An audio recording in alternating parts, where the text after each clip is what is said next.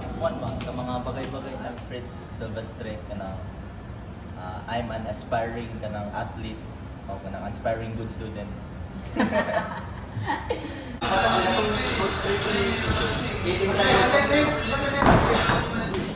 Job, goal. If I were to describe you to my friends, so I think I'll say you're a student athlete, a student who is highly competent, and an athlete who is also very consistent with his training.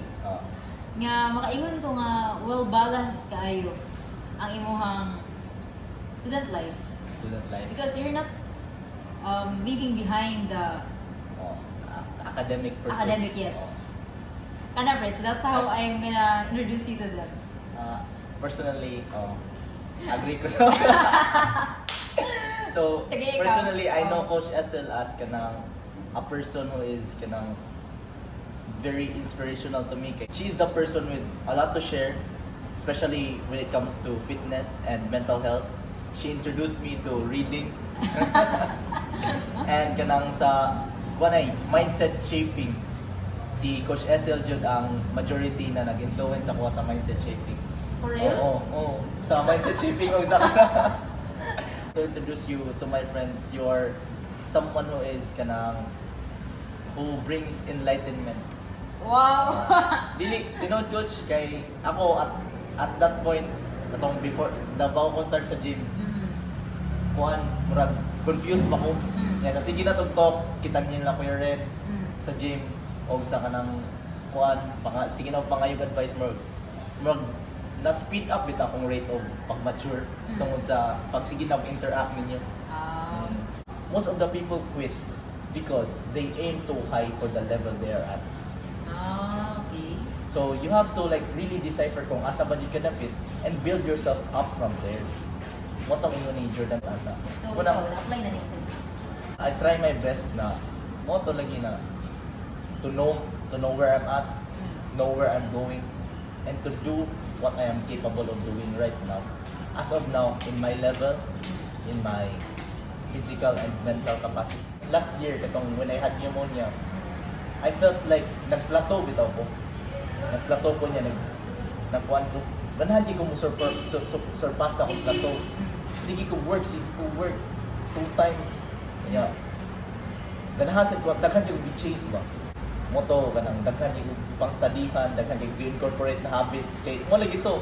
You have other people to reference na ano successful sila, ano ani sila, ganahan sa mo suon sila kay ganahan ka maging parehan nila. Atag kari nakagihimo ba ko kay tungod effective ni kang LeBron James. Yes. Ya, gihimo na sa nimo kay si Kevin Durant, gibuhat sa niya. Dili na noon ka ma-master sa imong own craft kay Yes. nagkalat-kalat naman ang imong imbis laser focused ka sa kanang one point na dapat maging strong point nimo.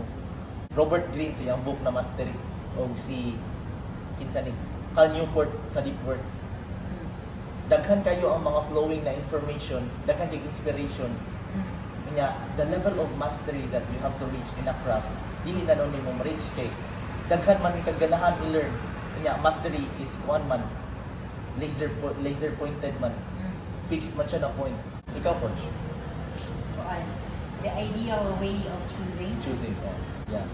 Kuan, friends, I have to be aware. Ito, parang going back sa self-aware. Self-aware. I have to see where I am right now. Okay. So, kung self-aware ko, kabalo ko nga, muna dapat ako ang priority. Muna ni ang mga main sa akong day. Mga main objectives sa akong day. For example, number 1, I have to coach. Coach na ang Na-negotiable nimo na dapat din yeah, it's my work. So, I have to do it 8 hours a day. 8 hours a day, I have to sustain my energy. In what sense na sustain your energy, coach? Like, I have to, kuan first. be efficient. Yes, I have to be ways. an effective communicator because if ever drained ako for the first 4 hours, then how about the person who comes After those 4 hours. He's not at fault. He's not at fault. Yes, he's not at fault. Or if ever man gani, I don't have the energy to entertain that client kay drained ako for the first 4 hours, it will affect Then, them. And it's not their fault na drained ako because I'm the one who's controlling my energy. So, if I'm aware that I have to work for 8 hours, I have to sleep enough. So, if I have to sleep enough, I need to have at least 7 to 8 hours of sleep. So, if there is an opportunity to learn, okay, they will tell me na, seminar, ani. seminar, yeah. Seminar, 2 hours. Okay, 2 hours seminar. Kung i-add, ang seminar kay mahimo siya before my work. So, usa akong energy after work. Usa akong energy after the seminar. Is it kanang in-check pa ba sa imong work na Yes. dapat yun yung himuon? Yes. Pero, Coach, in a sense that if nakaiana na opportunities, don't you think that the trade-off is don't you think that the trade-off would be good na murag ikuan lang sa nimo like tungod imong work performance kay tungod you're trying to learn something new. For me, Fritz, kay there, one will conget, one will suffer. One will suffer. One will suffer. So if I cannot sacrifice my work, I have to sacrifice myself. If I cannot sacrifice my seminar, I want to join. I will join the seminar that happens 2 hours before my work. So 2 hours on seminar and then I'll go straight to work. So when I'm already inside the gym and I'm doing my coaching job, I should minimize my activities na not so relevant. For example, small talk. Oh, para small talk pinaka-draining. So kanang socially ba like Oh, small talk like kumusta naman ka? What are you doing? it's a good thing. It's a good thing, It's a but good thing. But when you know nga during the seminar, Hmm.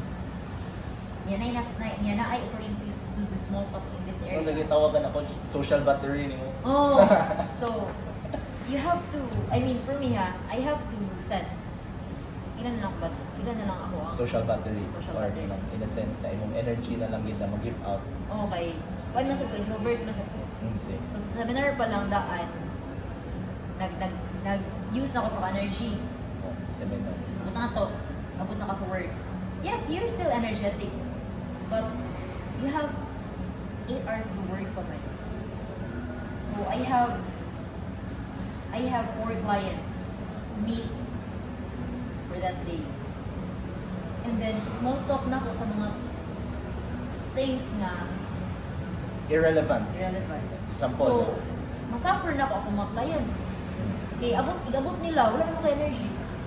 Murag makuha na imo, ma-detriment lang imo ka ng professionalism. Oh, Okay. Ikuan man nimo. Wala man nimo nahimo ang optimal para sa imong clients. okay, tungod lang sa imong Press small talk, service, yeah. oo. So, kailan na phrase ka na, murag gamay kay siya nga activity nga you don't necessarily have to think of it. Oh, It's just an hi, hello, hi, hello. di ba? But, since aware ko nga, hindi na ako pwede i-consume ang ako energy this time para sa akong clients. Unya, usod ako na one coach kay kanang napansin ako sa most of the high performing people are really reserved. For me, it's a self-respect. Self-respect. It's a self-respect nga. Form of self-respect. Na, once siguro for it's adulting or I don't know if it's being part of an adult or is it being part of Dili man ko siya adulting kay naman koy adults na di kay bawa na. how?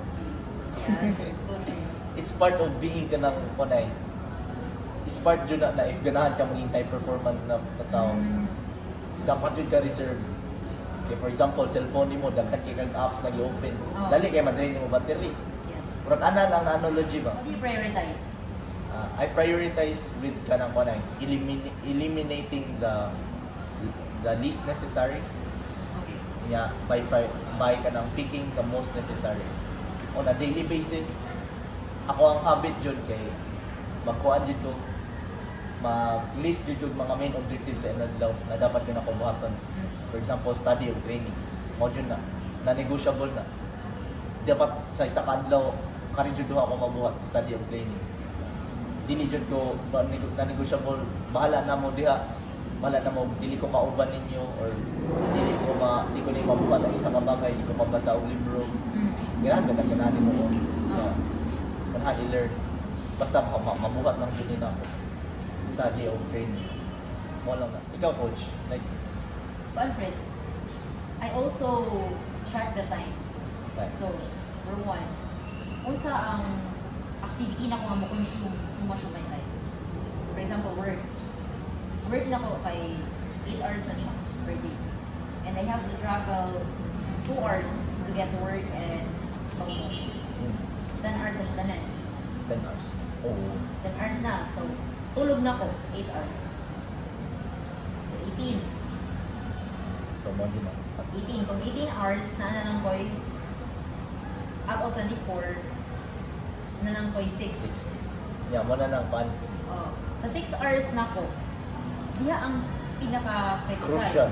Kay free naman ko, I can choose whether to go to the mall, Mag-party ba ka or sa din? to go to the mall, mag-TikTok ba ko, Oo. mag-YouTube ba ko, mag-basketball ba ko, Or mag-work na sad ka? or mag-work na sad ko, or mag-seminar na sad ko. So, diha ko ni focus 6 hours. What will I do the 6 hours? Sabi na kain.